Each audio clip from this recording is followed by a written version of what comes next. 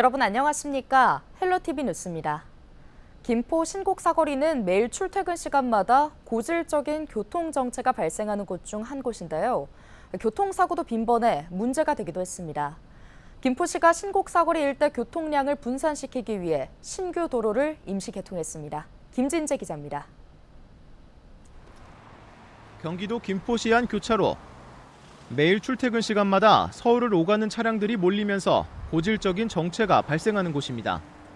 저 앞에 저 외곽순환도로 가는 쪽에서 차가 막히니까 이쪽에서 우회전도 못하고 직진하는 것도 못하고 하니까 자연히 다 막히게 되죠.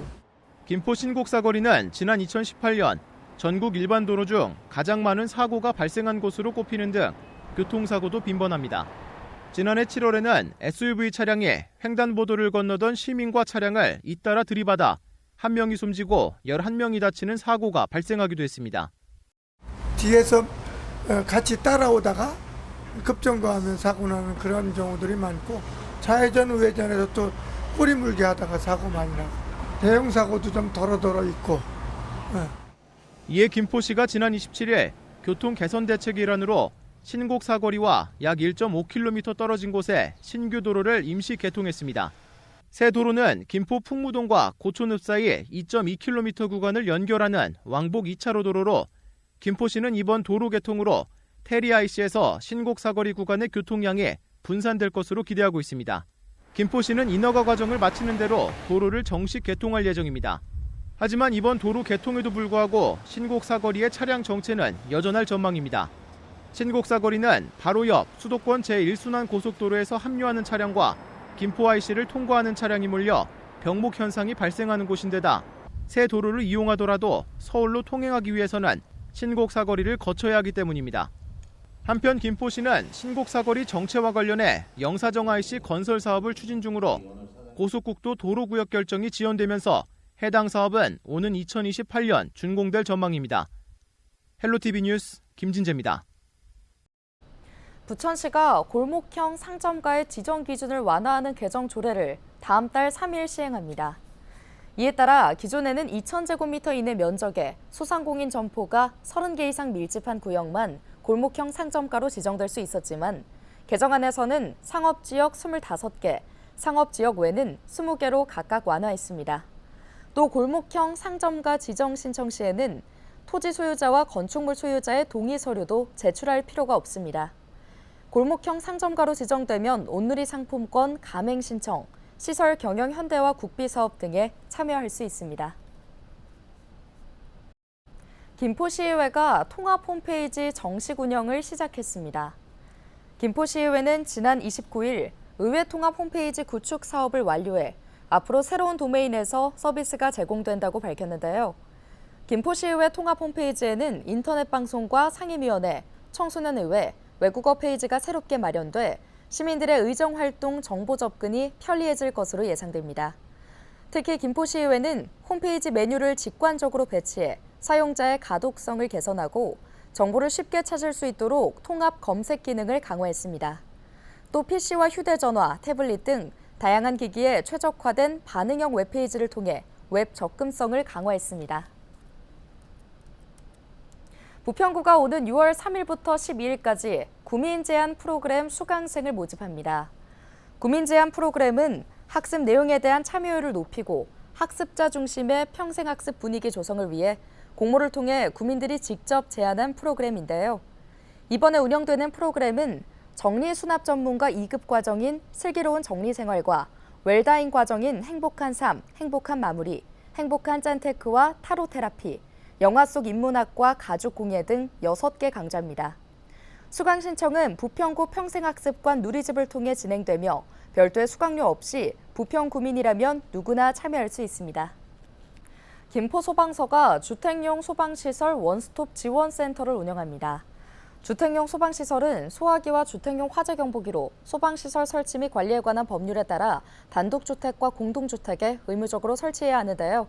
이에 김포소방서는 주택용 소방시설 원스톱 지원센터를 운영하며 소방시설 구매 설치 관련 편의를 제공하고 있습니다. 30일 22대 국회가 문을 열었습니다. 22대 국회에 입성한 국회의원 300명은 이날 4년간의 의정 활동에 돌입했는데요. 국회법에 따라 22대 국회는 다음 달 5일 첫 본회의를 열고 국회의장단을 선출해 7일까지 상임위 구성을 마쳐야 합니다. 앞서 더불어민주당은 전반기 의장 후보에 우원식 의원, 부의장 후보에 이하경 의원을 선출했습니다.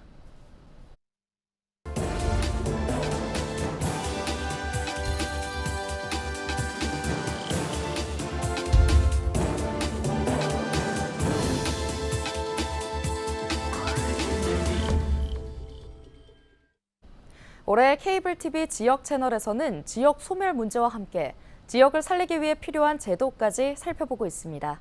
케이블 TV 공동기획 지역 회생 프로젝트 지역을 살려라.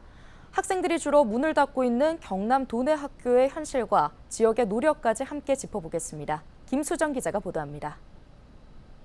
학생이 꽉 찼던 교실 모습 이제 찾아보기 힘듭니다. 이 빨라지는 소멸의 시계 사실 멈출 수는 없죠. 지금 경남의 학교 풍경을 살펴봅니다.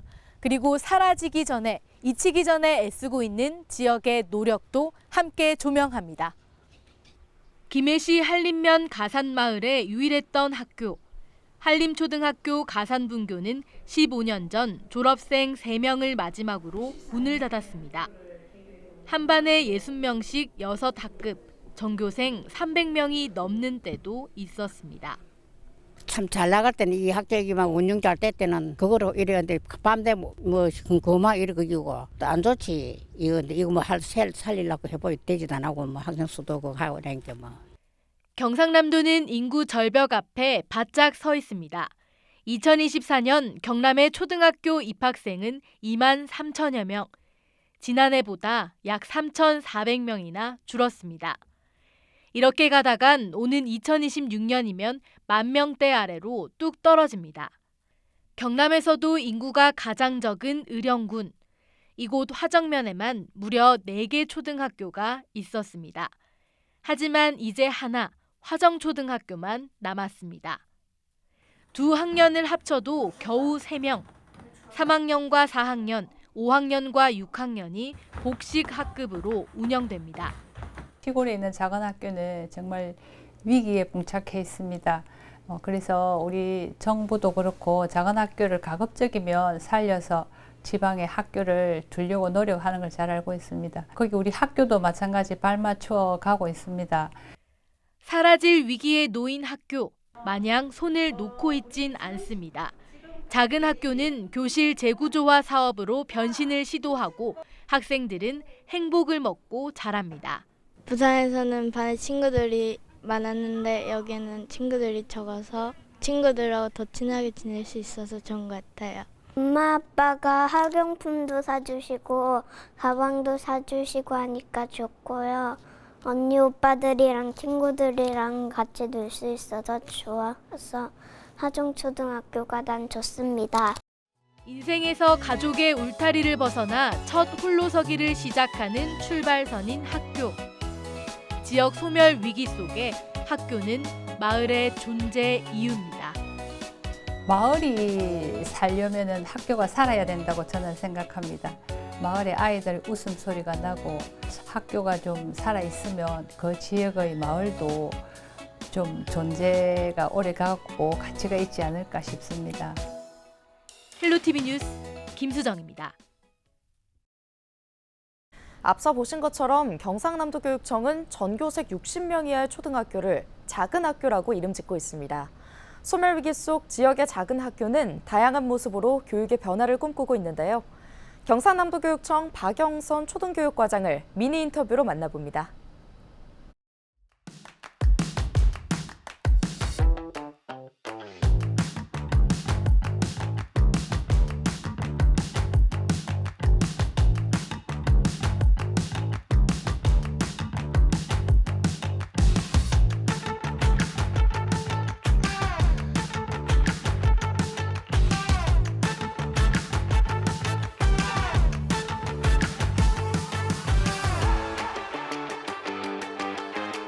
구청과 도청과 또 지자체 그리고 LH가 임대주택도 짓고 정주 환경도 좀 개선하고 이렇게 해서 고성의 영호초등학교부터 남해의 상주초등학교까지 이렇게 시작을 해서 지금 10개 학교가 작은 학교 살리기 사업을 하고 있습니다.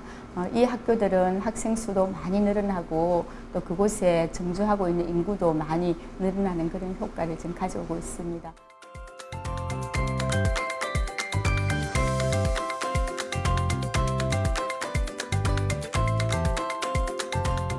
공동교육과정 운영을 좀 더 지원하고 학교마다 제비가를 내는 학교의 특색교육 활동도 더 강화를 하고 또 교실 재구조화 사업 등 이 세 가지 트라이앵글 정책을 좀 더 강화를 해서 찾아가고 싶은 작은 학교 또 머무르고 싶은 작은 학교 이렇게 해서 새로운 미래 학교의 하나의 모델이 될 것이라고 생각을 하고 있습니다.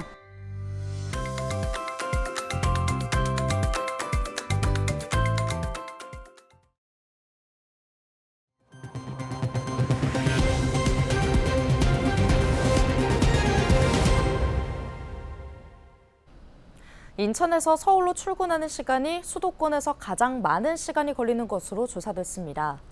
서울시가 발표한 수도권 생활이동 데이터를 보면 서울에서 수도권으로 출근하는 시간은 평균 59분, 반대의 경우는 71분이 소요되는 것으로 나타났습니다. 세부적으로는 인천에서 서울이 76분으로 가장 길고 경기에서 서울 65분, 서울에서 인천은 64분, 서울에서 경기 출근 시간은 54분이 소요됐습니다. 또 같은 지역 내 출근 소요 시간은 서울이 35분, 경기 27분, 인천 25분으로 서울이 인천보다 평균 10분이 길었습니다. 수도권 전체 이동은 하루 평균 7,135만 건으로 집계됐습니다. 서울시가 재개발, 재건축을 활성화하기 위해 사업성을 개선하고 용적률을 높이는 등 규제를 대폭 완화하는 방안을 내놨습니다. 서울시는 30일 이런 내용이 담긴 2030 서울특별시 도시주거환경정비 기본계획을 공개했는데요. 시는 우선 용적률을 완화해 재개발, 재건축의 사업성을 개선하도록 했습니다. 특히 일종 일반 주거지역은 최고 150%였던 용적률을 200%까지 상향하고 높이 규제도 기존 필로티 포함 4층 이하였던 것을 6층 이하로 열어줬습니다. 준공업 지역의 경우 법정 최대 용적률인 400%까지 받을 수 있습니다. 서울시는 또 각종 규제나 주민 반대로 재개발, 재건축에 어려움을 느꼈던 개발 사각지대에 대해서도 공공지원을 확대하고 인센티브를 부여해 개발을 유도할 예정입니다. 서울시는 다음 달 13일까지 기본계획에 대한 주민 공람을 실시하고 서울시의회 의견을 수렴해 오는 9월쯤 관련 내용을 최종 고시할 예정입니다. 최근 4년간 인천 지역 필로폰 사용 추정량이 전국에서 가장 높은 것으로 나타났습니다. 식품의약품안전처가 발표한 하수역학 기반 불법 마약류 사용 행태 조사 결과를 보면 지난 2020년부터 2023년까지 4년간 인천 하수처리장의 1000명당 1일 평균 필로폰 사용 추정량은 연평균 49.22mg으로 나타났습니다. 이는 전국 평균인 19.95mg의 2배가 넘는 수치인데요. 인천 지역 하수처리장별로는 남항 하수처리장이 67.84mg, 가좌 48.25mg, 승기 31.56mg으로 나타났습니다. 이외에도 엑스터시도 검출됐는데 추정량이 1.96mg으로 전국 평균인 1.91mg보다 높게 나왔으며 암페타민은 0.03mg 검출됐습니다. 반면 코카인은 검출되지 않았습니다. 경기도가 수원 정시일가 전세 사기 가담이 의심되는 공인중개업소 28곳을 수사해 공인중개사와 중개보조원 65명을 적발했다고 30일 밝혔습니다.